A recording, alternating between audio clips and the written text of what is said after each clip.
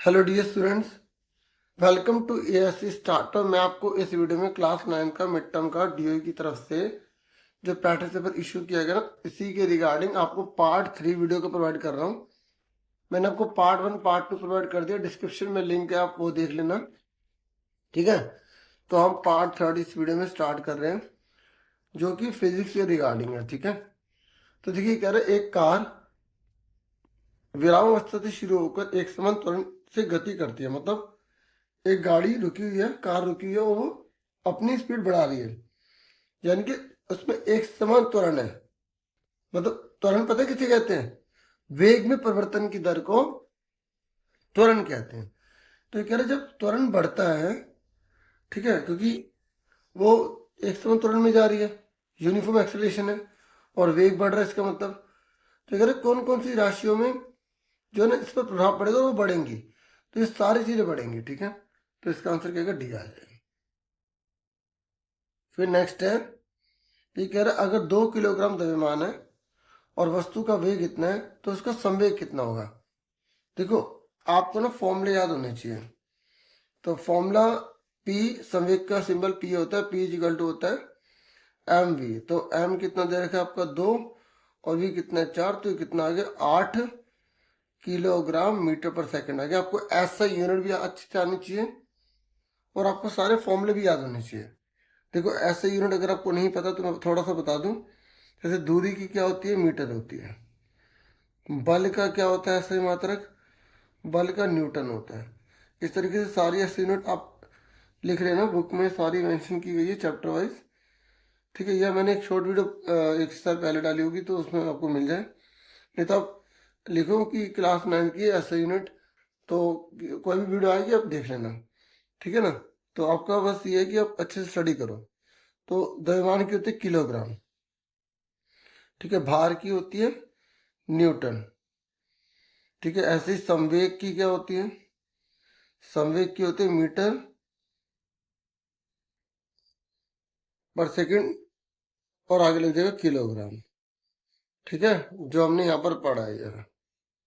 और एक होता है त्वरण, ये सबसे ज्यादा पूछी जाती है। त्वरण की होती है मीटर पर सेकंड स्क्वायर। ठीक है, अब सुनो, तो इसका आंसर कितना है कि 8 आ गया। ये कह रहा है अगर औसत चाल औसत वेग के बराबर है तो वो कब हो सकता है। देखो, आपको ये पता होना चाहिए, जो वेग होता है ना, एवरेज वेग, एवरेज या वेलोसिटी से हम बोलते हैं, औसत वेग ही बोलता हूँ। तो इसकी ना दिशा समान होती है, एक ही दिशा में होता है। और ये दोनों तब बराबर होंगे जब दोनों एक ही डायरेक्शन में जा रहे हो, यानी कि स्ट्रेट जा रहे हो। तो ऐसा तभी पॉसिबल है जब वो एक ही दिशा में जा रहे हो, तो उनकी दिशा नहीं बदलनी चाहिए। तो इसका आंसर क्या है, सी आ जाएगा। फिर ये कह रहे हैं बल का ऐसे मात्रक क्या है, तो बल का है न्यूटन। पास्कल किसका होता है, दाब का होता है। ठीक है, जूल किसका होता है, जितनी भी ऊर्जा होती है ना उन सबका जूल होता है।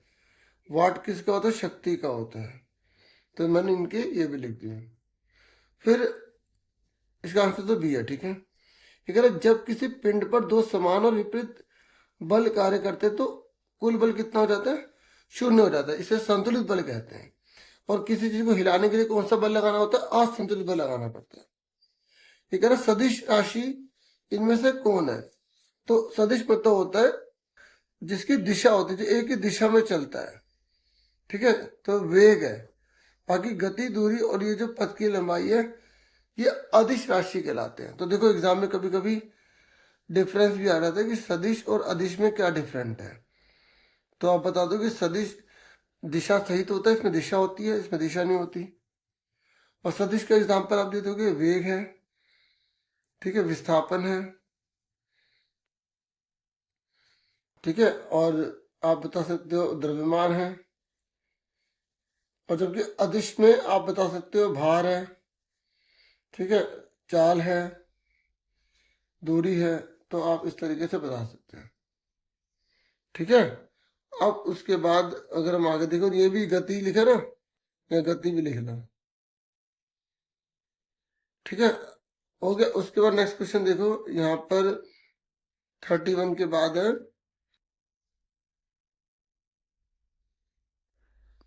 देखिए अब 32 क्वेश्चन में बोला गया आपको अभिकथन में कारण वाला क्वेश्चन दे रखा है क्या बोला, न्यूटन का दूसरा नियम बल का माप देता है, तो ये सही है।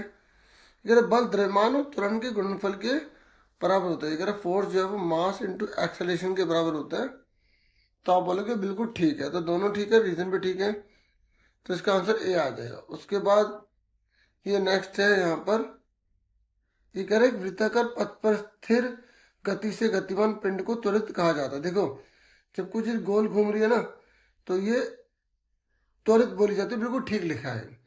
ठीक है, वृत्ताकार गति में केवल एक वेग का परिमाण बदलता है, गलत, इसमें त्वरण भी बदलता है। ठीक है, तो ये गलत है, ये सही है, तो इसका आंसर क्या हो जाएगा, सी हो जाएगा। फिर 34 है, ये कह रहे हैं धावक 70 मीटर त्रिज्या वाले एक वृत्ताकार पथ का एक पूरा चक्कर लगाता है, तो तय की गई दूरी और विस्थापन क्या होगा, ये आपको पता लगाना है। देखो मैं आपको बता दूं कि वो गोल चक्कर लगा रहा है, तो ये जो बाउंड्री है क्या कहलाती है, 2πr। ठीक है, तो परिधि का फॉर्मूला लगाना पड़ेगा, तो 2 पाई की वैल्यू 22/7 होती है, 8 70 दे रखा है, तो 7×7 तो हमारा कितना आ जाएगा आंसर, 22×44 440 आ जाएगा। ठीक है, तो जैसे मैंने इंग्लिश में उनको समझाया था, तो वही यहाँ पे मेंशन किया गया, और डिस्प्लेसमेंट यानी कि विस्थापन जो है वो 0 आ जाएगा। ठीक है, क्योंकि देखो वो चक्कर काट के उसी जगह पे वापस आ गया ना, जब कुछ चीज चक्कर काट के वहीं वापस आ जाती है तो विस्थापन 0 हो जाता है। ठीक है, उसके बाद नेक्स्ट क्वेश्चन है ये 35, ये कह रहा है जब एक तिराक पानी को पीछे की ओर धकेलता है तो वह आगे की ओर गति करता है, तो आप बताओगे यहाँ पर गति का जो है ना तीसरा नियम है, हर क्रिया की बराबर प्रतिक्रिया होती है। ठीक है, फिर ये कह रहे 10 न्यूटन का बल किसी पिंड 2 मीटर पर सेकंड स्पीड का त्वरण उत्पन्न करता है, तो इसका द्रव्यमान निकालिए। तो आपको बल का फॉर्मूला याद होना चाहिए, बल का फॉर्मूला होता है m×a। ठीक है, तो यहाँ पर मैं करके दिखाता हूँ, बल का फॉर्मूला होता है m×a। तो हमें बल दे रखा है यहाँ पर 10 दे रखा है बल, ठीक है, और हमें यहाँ पर त्वरण यानी कि a दे रखा है 2, मल्टीप्लाई लगा तो 2 मल्टीप्लाई वाला जाके डिवाइड हो जाएगा, तो हमारा m कितना आ गया, 5 मीटर और 5 किलोग्राम आ गया। ठीक है, इस तरीके से हमें आंसर निकालना था। ठीक है, ये कह रहा है एक समान रेखीय गति और एक समान वृत्तीय गति में अंतर बताइए। देखो आप बता सकते हो इसमें कि इसमें त्वरण जो है उस बदलता नहीं है। ठीक है, इसमें त्वरण जो है वो बदलता जाता है। ठीक है, बाकी आप इसे बुक से और पढ़ लेना, थोड़ा थोड़ा मैं आप बता रहा हूँ, न्यूमेरिकल वगैरह थोड़े से यहाँ पे बता दूंगा। ठीक है, एक क्रिकेट अपने बल्ले से गेंद को मारता है और गेंद की गति और दिशा तुरंत बदल जाती है। ठीक है, ये कह रहा गति का कौन सा नियम है, देखो यहाँ गति का दूसरा नियम है, क्योंकि वो उसके वेग में परिवर्तन कर रहा है। ठीक है, तो यहाँ कौन सा नियम है, सेकंड। देखो आपको पहचानना पड़ेगा कि फर्स्ट लो मोशन है, सेकंड लो मोशन है, थर्ड लो मोशन है।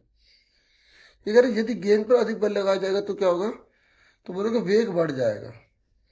ठीक है, सुन लो अब उसके नेक्स्ट है, कार दुर्घटना में अचानक रुकने के कारण यात्री आगे की ओर खिसक जाता है। ये कह रहे लेकिन आज की जो मॉडर्न जो कारें आ रही है, आधुनिक कारें आ रही है, उनको चोटों को कम करने के लिए एयरबैग लगा दिए गए, सीट बेल्ट लगा दी गई है। ये कह रहे गति का कौन सा नियम है, देखो अगर कोई चीज चल रही है तो चलती रहेगी, रुकी है तो रुकी रहेगी, उसे बोलते हैं गति का प्रथम नियम।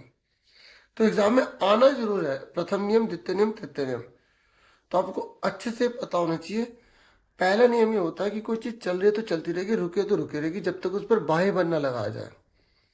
ठीक है, जैसे गाड़ी में से सामान को बांध के क्यों रखा जाता है, क्योंकि अगर गाड़ी चल रही है तो सामान भी चल रहा है, गाड़ी रुकेगी तो सामान आगे गिर जाएगा, क्योंकि सामान को थोड़ी पता हमें रुकना है।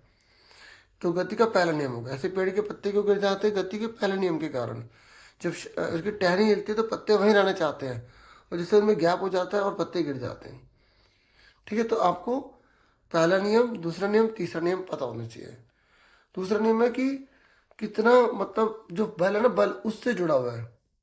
ठीक है, तो मतलब किसी वस्तु पर कितना बल लगेगा, ये उसके द्रव्यमान और उसके जो ना वेग पर निर्भर करता है, उसके गुणनफल पे निर्भर करता है। ठीक है, यानी कि इसमें संवेग देखा जाता है, संवेग। और तीसरा नियम होता है हर क्रिया की प्रतिक्रिया होती है, अगर मैं इसको ऐसे मार रहा हूँ तो ये भी इसको इतना फोर्स से लगा रही है। जैसे तैराक को अगर आगे बढ़ना है तो उसे पानी को उतना ही पीछे फेंकना पड़ेगा। ठीक है, ये होता है तीसरा नियम।